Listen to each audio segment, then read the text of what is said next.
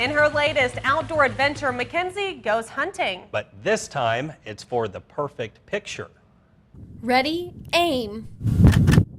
It's a different kind of hunting, one that almost anyone can do. When you pick up a camera, you start to notice these little things that you never noticed before.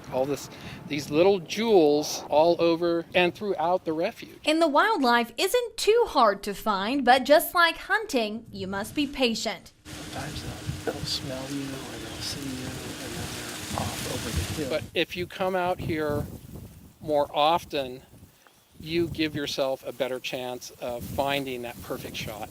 And when we get that perfect shot, then it's the next perfect shot.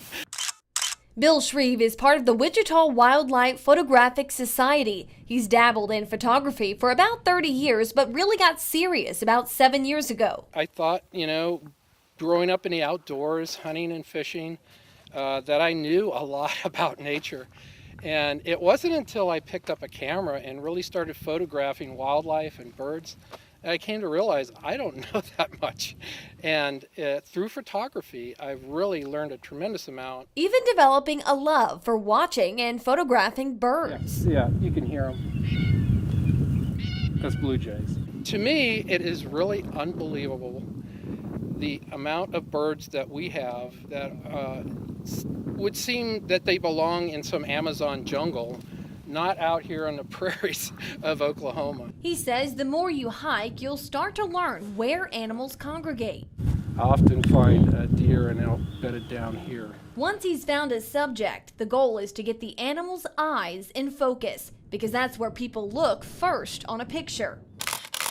Camera equipment can range in cost depending on how much you'd like to spend, but Shreve says a good lens will really make a big difference. And that will really open the doors to you if you can get a super zoom, something that'll go from, say, 200 millimeters out to 500 or 600 millimeters. When it comes to photographing wild animals, safety always comes first. But that's a good sign. This other one just went down for a nap, so he's not particularly bothered by our presence.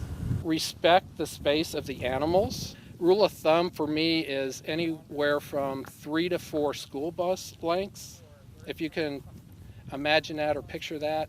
Or the other technique I showed you, if you hold up your thumb straight out, and if your thumb covers the animal, you're at a safe distance. Most of what he's learned about photography, he says, has come from joining the Wildlife Photography Society. He says they offer classes and meet monthly to discuss their photos.